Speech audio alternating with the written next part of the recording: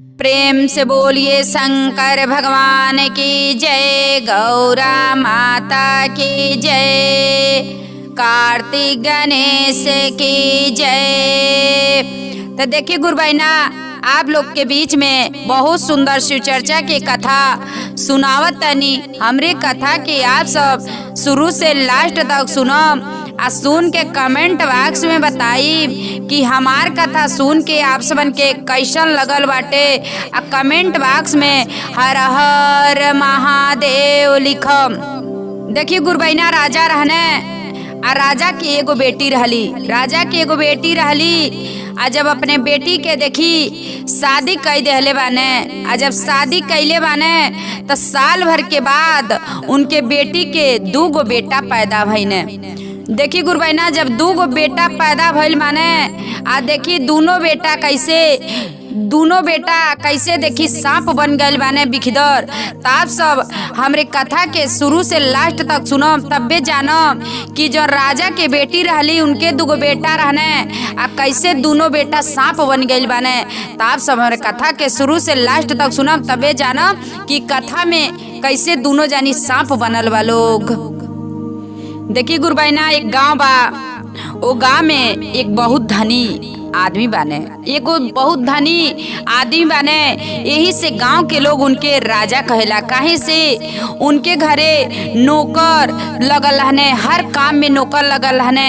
यही से उनके गांव में सबसे धनी रहने।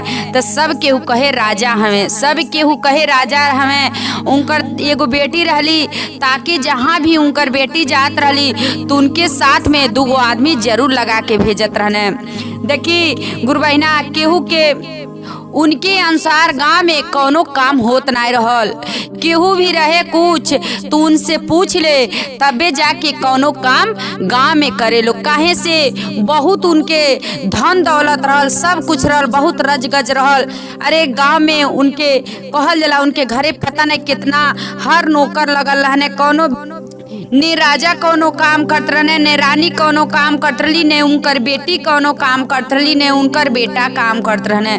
देखी गुरु बहना, आज जौन ई लोग नीच रहल लोग, जय करे घरे उतना धन दौलत नहीं रहल, तो थोड़ा ई लोग भगवान के भक्ति लोग करत रहल। लेकिन राजा से लोग पूछत रहल ई लोग कि राजा से लोग कहल कि हमन के अपने घरे अगर कुछ कराओ तनी तो आप मना ना करो। देखी राजा कहने ठीक बा, तोहन लोगन कर, लेकिन हमन के कान में आवाज ना आवे चाहिए। काहे से कि देखी भगवान महादेव जी तो उनके वैसे धन दौलत देले रहने, तू भगवान के थोड़ा सा भी कुछ मानत ना रहने। अरे वो गांव में उनके 10 गांव में राजा कहे लोग, अरे राजा के घरवा उनके बेटी के भी इतना मान सम्मान होके कहीं भी जा उनकर बेटी तो उनके बेटी के पीछे जरूर 2-4 आदमी देखभाल के लिए लोग जा अपने बेटी के साथे भेजें। देखी गुरु बहना, ऐसे कुछ दिन बीतल बा। जे रहल गांव में कम पैसा वाला रहल, गरीब रहल, वो भगवान के बहुत लोग पूजा करते रहल, भक्ति। अरे एक दिन रानी के जौन बेटी रहली, राजा के बेटी रहली, उनके दरवाजे ओर से सांप जात रहल। जब देखल लोग कि उनके घरे नौकर चाकर जौन लोग रहल लोग देखल लोग सांप हवे, कहल लोग कि ना माराई ना। लेकिन रानी के बेटी कहली ना, ई तो बिखदर सांप बाटे, ई तो केहू के काट ली, अगर हमके काट ली तो हमू मर जाई, ऐसे कहली। देखी उ लोग ना मारल लो, लेकिन देखी उनके राजा के आ रानी के बेटी के कहले अनुसार उ लोग मार देहल लोग सांप के। देखी सांप के ओई दिन तो लोग मार देहले वालो। एक दिन का भइल गुरु बहना, रानी के जौन बेटी रहली राजा के, उनके दूर जंगल में कहीं घूमे जाए के रहल। मन कैलस उनके घूमे जाए के मन कैलस। राजा कहने ठीक बा, हमार बेटी अगर नदी और जंगल के तरफ जाए के कहतली तो तोहन लोगन भी साथ में जा। देखी अपने घर के जौन देखभाल में लगौले रहने आ राजा के बेटी के साथे 2 जानी लोग गए लोग। देखी 2 जानी लोग गए लोग आ रानी के जौन बेटी रहली एगो पेड़ के तरह बैठ के आ खूब खुशी दिल से आ चारों तरफ ताकत तली, हवा खातली, कहतली हम यही जा बैठम, हमके बहुत अच्छा लगता। देखी वही जा बैठली और दोनों जानी जे रखवार गए लोग, दोनों जानी वही जा लोग रहल खड़ा। देखी दोनों जानी लोग खड़ा रहल। कुछ समय बीतल त हवा खाए खातिर एक सांप, एक नागिन और 2 गो बच्चा अपने साथ में लेके आवत अली। देखी साथ में लेके आवत अली, उ ना जल्ली कि हर जंगल में के तरह अरे केहू नो इंसान बने। देखी अगर सांप गुरु बहिना कभी ना सोचे ने कि सांप हमके इंसान से भेंट होके, इंसान ना सोचे ने सांप से, लेकिन सांप तो एकदम बिल्कुल चाहे न लो कि हमके आदमी से भेंट ना होके। देखी ऐसे गुरु बहिना पुरवा हवा मस्त से हवा बहत रहल, आउ अपने दोनों बच्चन के लेके आ देखी देखावे खातिर ले आवत अली घुमावे। देखी ले आवत अली घुमावे, तब तक देखत अली कि हाँ तो लोग इंसान बाटे लोग। देखी तब तक तो जो राजा के बेटी रहली तब तक देख गईली कि वहाँ तो बहुत विशाल सांप आवत अटे। देखी जब देख गईली, लेकिन ई ना जानली कि उ नागिन है। देखी ना जनली उ नागिन है, लेकिन जब वो मारे के आदेश जौन आदमी उनके साथे रहने आ जब मारे के आदेश देली ती लोग कहल लोग कि ना कहत अली कि ना उनके मारे के बाटे, ना तो हमन के जंगल में कहीं घूमत तनी तो कहीं हमन के डस ली तो हमन के जिंदा ना रहल जाई। देखी वही जा नागिन का कहत अली कि नहीं हम तो के डसम ना, अरे ले आयल बनी है दूगो हमार बच्चा बने, ले आयल बनी थोड़ा हवा खिया के, थोड़ा ई देश काल जंगल के पूरा दिखावे ले आयल बनी कि देख लोगन कैसन देश काल कैसन जंगल होला।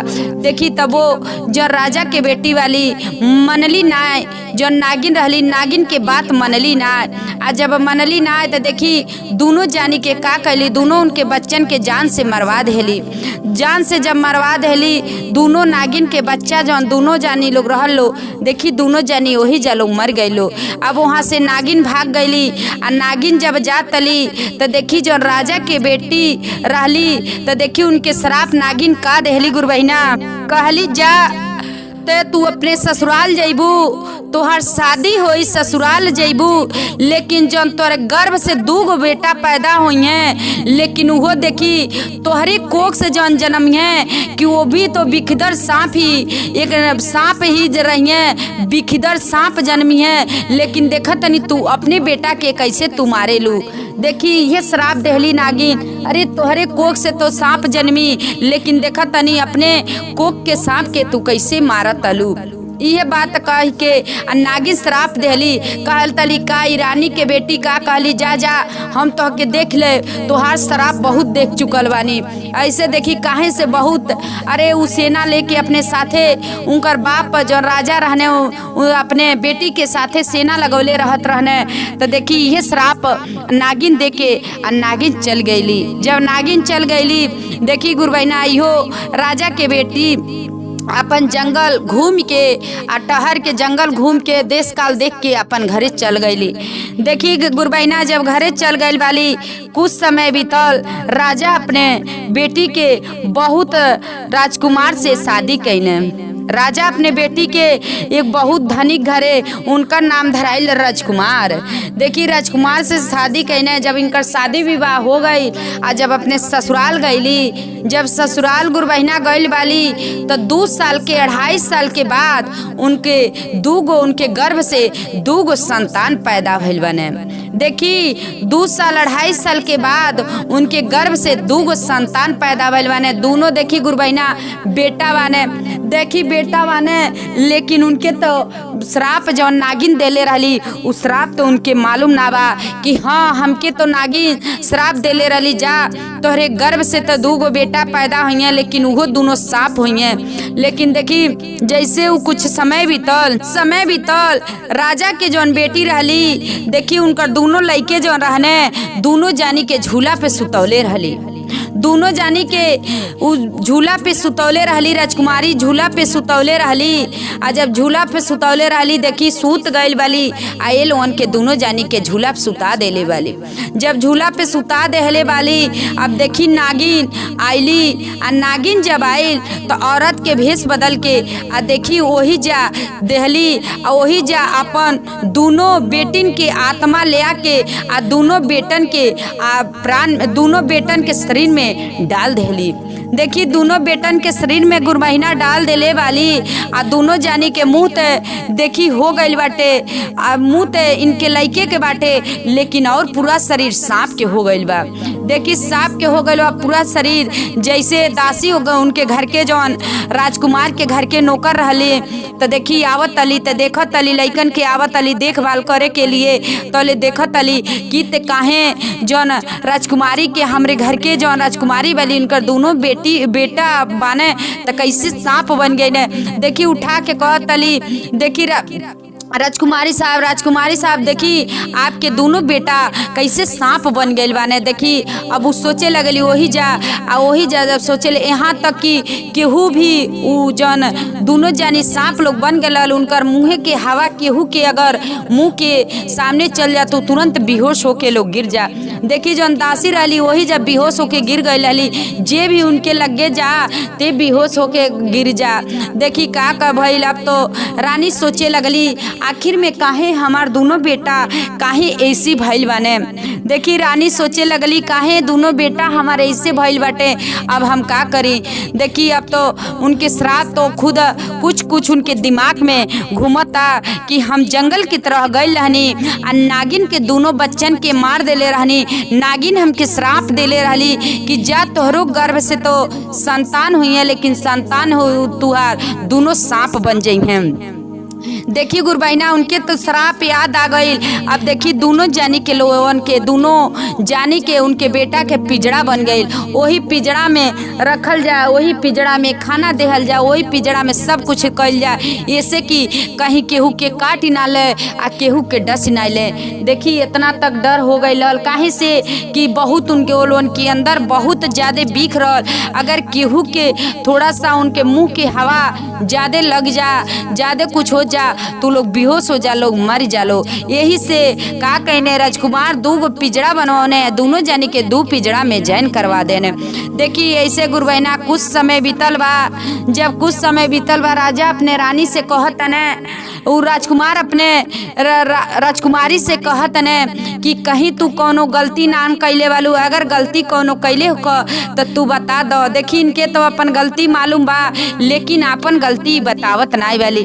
कहने राजकुमार कहने कि ना राजकुमारी तू बता दो। आखिर में तो से कहत ली ना हम कोनो गलती ना कैले बाटी कि बताई। अब तो दोनों अपन ही बेटा हमें, जब अपन बेटा ऐसन हमें तो जान से तो हमन के मार भी ना सकेनी, मारल जाए तो बहुत दोषी। अरे अपने बेटा के केहू जान से मारल जाला। कहने राजकुमार कहने नाही तू काहे ऐसन कहतलू, काहे दोनों जानी के मारल जाई। अरे जैसे लोग बाटे लोग वैसे लोग अपन जियत रहे लोग। देखी लेकिन ये अपन श्राप वो जो नागिन श्राप देले वाली वो अपन श्राप बतावत ना वाली। अपने राजकुमार से बता, अपने पति देव से ना बतावतली कि हमके हे कारण हमके श्राप मिलल बा कि नागिन के दो बच्चन के मरले बाने और उहे श्राप हमके मिलल बा। हमार दोनों औलाद दोनों बेटा हमार सांप बन गइल बाने।